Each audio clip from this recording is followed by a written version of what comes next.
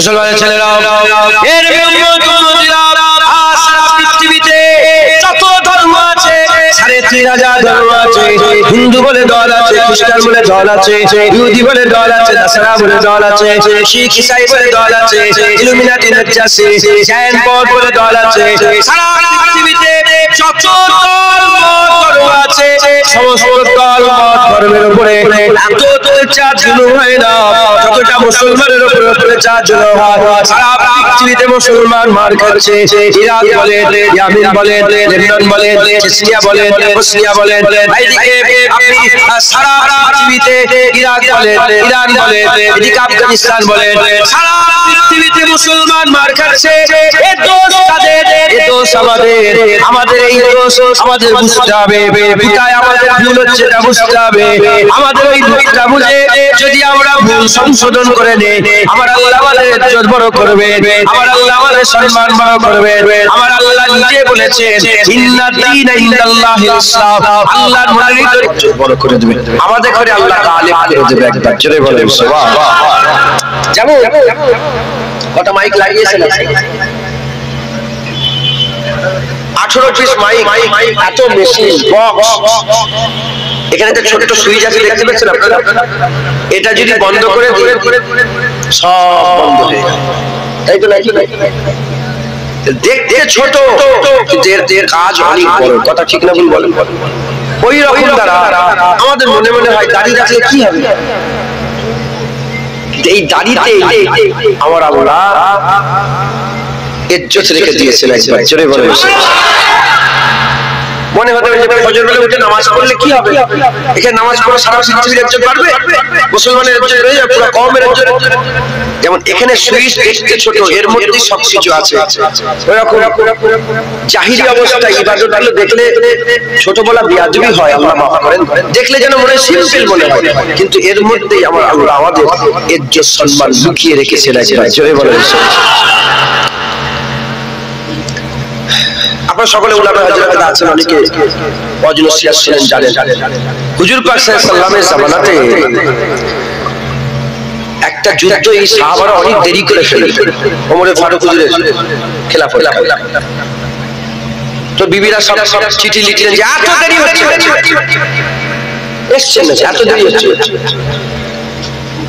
তখন বলা হলো যে কিছু একটা তোমাদের ভুল হচ্ছে নাকি। তখন সবাই চিন্তা ভাবনা করে দিলে যে কি ভুল, নামাজ তোমরা পড়ছো সব ঠিক আছে। তখন খবর পেলে যে মেসওয়াক করা, কি মেসওয়াক করা হয়, দাঁতন মেসওয়াক করা হয়। তখন সাহাবারা সকালবেলা সবাই মেসওয়াক করলেন। এরা মেসওয়াক দেখে ভয়ে বলতে আরম্ভ করছে যে এরা দাঁত ধাত দিচ্ছে, এবার মুসলমান আমরা খেয়ে ফেলবো, বলে সব পালিয়ে গেছে। জোরে বলেছে কথা বলা উদ্দেশ্য। দেখতে মেসওয়াক ছোট কিন্তু এর ফজিলত অনেক বড়। একবার জোরে বলে। মুসলমানের ছেলেরা এর সারা পৃথিবীতে যত ধর্ম আছে ৩,৫০০ ধর্ম আছে। হিন্দু বলে দল আছে, খ্রিস্টান বলে দল আছে, ইহুদি বলে দল আছে, নাসারা বলে দল আছে, শিখ ইসাই বলে দল আছে, ইলুমিনাটি নজ্জাসি জৈন বৌদ্ধ বলে দল আছে। সারা পৃথিবীতে যত ধর্ম আছে সমস্ত দল ধর্মের উপরে এত অত্যাচার জুলুম হয় না যতটা মুসলমানের উপরে অত্যাচার জুলুম হয়। সারা পৃথিবীতে মুসলমান মার খাচ্ছে। ইরাক বলে, ইয়ামেন বলে, লেবানন বলে, সিরিয়া বলে, বসনিয়া বলে, এইদিকে আপনি সারা পৃথিবীতে ইরাক বলে, ইরান বলে, এদিকে আফগানিস্তান বলে, সারা পৃথিবীতে মুসলমান মার খাচ্ছে। এই দোষ কাদের? এই দোষ আমাদের।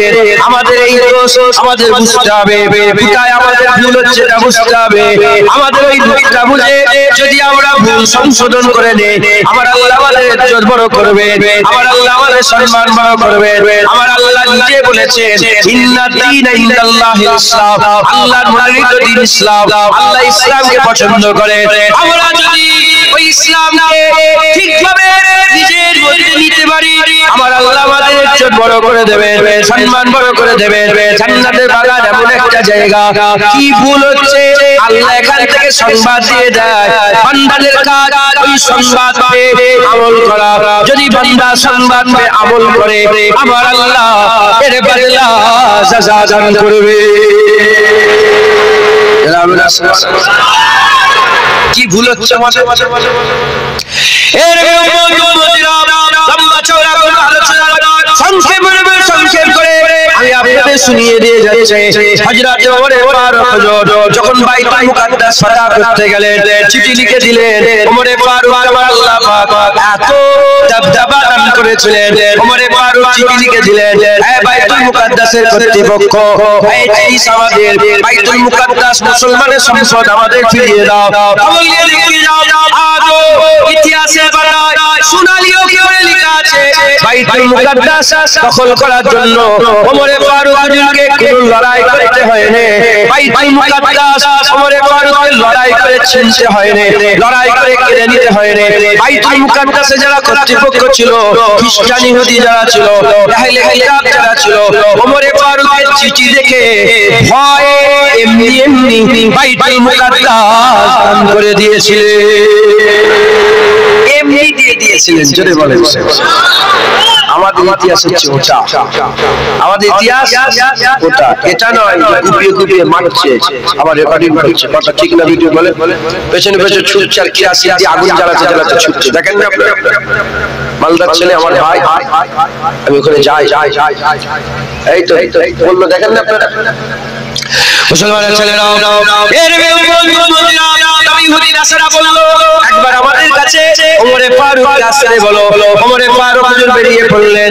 তখন ওনার একটা খাদেম ওনার সাথী সঙ্গী হয়ে ওনার পেছনে পেছনে আসতে আরম্ভ করলেন। হুজুর বললেন, তুমি কোথায় যাবে? হুজুর, আপনাকে একা যেতে দেবো না, একা যেতে দেবো না, আপনার সাথে আমি যেতে চাই। হুজুর বললেন, দেখো বাইতুল মাল থেকে আমি কোনোদিন দুটো আমি উঠ নিতে পারবো না। তুমি যদি যেতে চাও তালা করতে হবে। একবার আমি চাপছো, একবার তুমি চাপবে, একবার তুমি চাপবে, একবার আমি চাপবো। ওই সময় দিয়ে পালা করা হয়ে গেল। ওরে ফারুক চাপলেন আর গোলাম লাগাম ধরে আগিয়ে নিয়ে যায়। গোলাম চাপলো, ওরে ফারুক লাগাম ধরে আগিয়ে একবার গোলাম চাপে, একবার মালিক চাপে। এরকম করতে করতে বাইতুল মুকাদ্দাসের কাছাকাছি যখন হয়ে গেলে পালা এসে গেল। গোলাম পিছে চাপছে, মালিক লাগাম ধরবে। গোলাম আরম্ভ করে দেয়, হুজুর বিয়াদি মাফ করে দেয়, আমি উপরে আর চাপবো না, আমি উপরে চাপে আমি আপনাকে টেনে টেনে নিয়ে যাই। হুজুর বলেন, না, তোমার পালা আল্লাহ দেখছে, তোমার হক তুমি চাপো। গোলাম বলল, মালিক ধরে নিয়ে যায়। এমন অবস্থাতে তাওরাত ইনজিল কিতাব খুলে ইহুদি নাসারা দাঁড়িয়ে আছে আর বলতে আরম্ভ করে, আমাকে বলো মালিক কোনটা, গোলাম কোনটা? বলে, কেন? বলে, আমাদের তাওরাত কিতাবে লেখা আছে, ইনজিল কিতাবে লেখা আছে, আল্লাহ বলে পাঠিয়েছে মুসলমানের খলিফা যখন বাইতুল মুকাদ্দাস ফাতহ করতে আসবে, বাইতুল মুকাদ্দাস ফাতহ করতে আসবে, তখন গোলাম পিঠের উপরে চাপছে, মালিক নিচে নেমে থাকবে। বলে, হ্যাঁ ঠিক বলেছো, গোলাম পিঠের উপরে আছে, মালিক লাগাম ধরে ধরে আগিয়ে হেঁটে আসছে।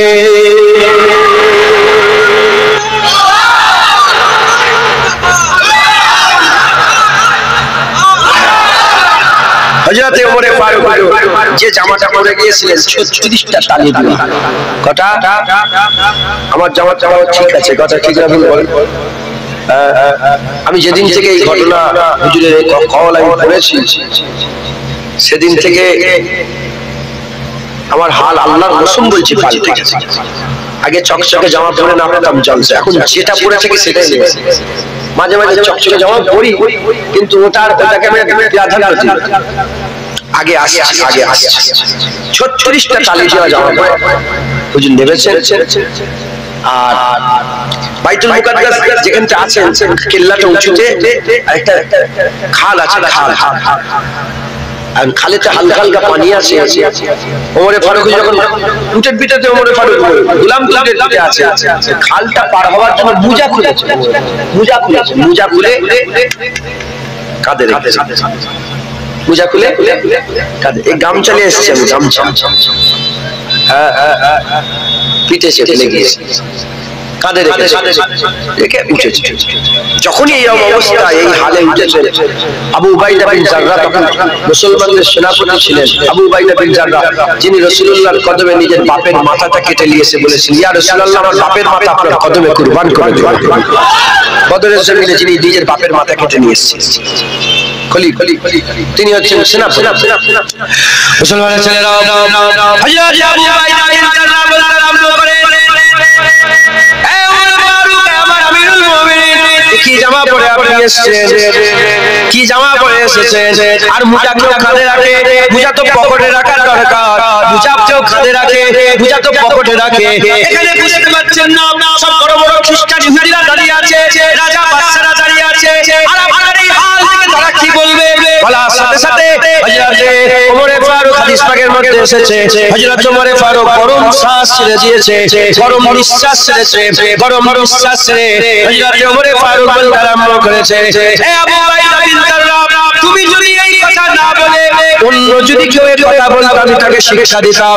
আমি জানি তোমার ইজ্জত, আমি জানি তোমার সম্মান। হুজুর বলেছেন প্রতিটা উম্মতে একটা করে আমিন থাকে, আমার উম্মতে আমিনুল উম্মাহ আবু উবাইদা বিন জাররাহ। হুজুর তোমার ইজ্জতের কথা বলেছে, আল্লাহ তোমাকে আশরায়ে মুবাশশিরার মধ্যে করেছে। তুমি যদি আবু উবাইদা না হয়ে অন্য কেউ হতে তোমাকে এমন শিক্ষা দিতাম কিয়ামত পর্যন্ত উম্মতে মুসলমানের জন্য ইবরাত হয়ে যেত, শিক্ষা হয়ে যেত। বলার সাথে সাথে আবু উবাইদা বিন জাররাহ মাথা হেঁট করে নিয়েছেন, ভয় খেয়ে গেছে, মাথা হেঁট করে নিয়েছেন, ভয় খেয়ে গেছে। হযরত ওমর ফারুক বলতে আরম্ভ করেছে, হে আবু উবাইদা বিন জাররাহ, কি মনে করেছো ওমরকে কে জানতো, ওমরকে কে চিনতো? ওমর একটা ওই আরবের একটা ছেলে ছিল, ওমর আরবের একটা ছেলে ছিল, ওমরকে কেউ জানতো না, চিনতো না। তুমি কি মনে করেছো ওমর চরচকে জামা পরলে ইসলামের ইজ্জত বেড়ে যাবে? ওমর চরচকে জামা পরলে ইসলামের ইজ্জত বেড়ে যাবে? ওমর মোজা পকেটে রেখে দিলে ইসলামের ইজ্জত বেড়ে যাবে? না না না, ওমরের ইজ্জত ইসলামের ইজ্জত নয়, ইসলামের ইজ্জত ওমরের ইজ্জত। ওমরকে কেউ জানতো না, ওমর ইসলাম গ্রহণ করেছে, ওমর ইসলামে আছে। যতদিন ওমর ইসলামে থাকবে আমার আল্লাহ ওমরের ইজ্জত বড় করে রেখে দেবে। যতদিন ওমর ইসলামে থাকবে ওমরের ইজ্জত কি থাকবে বলেন? ওমরের ইজ্জত বড় থাকবে। একবার জোরে বলেন। এর ওমর ফারুক বললেন, তুমি কি মনে করেছো ওমর ইসলামকে ধরে 36 লক্ষ মুরব্বা মিল নিয়ে গেছে? ওমর ফারুক কত কিলোমিটার, কত মাইল রাস্তাটা যেটা চিনা ছিল, তিনার স্কয়ার মাইল কত ছিল? এখান থেকে শুরু করে 1 মাইল, 2 মাইল, 3 মাইল, 4 মাইল করে 1 লক্ষ, 2 লক্ষ, 5 লক্ষ এরকম করে করে কোথা থেকে ঘুরে এই মাথায় আবার পৌঁছাতে গেলে 36 লক্ষ মাইল রাস্তা ছিল।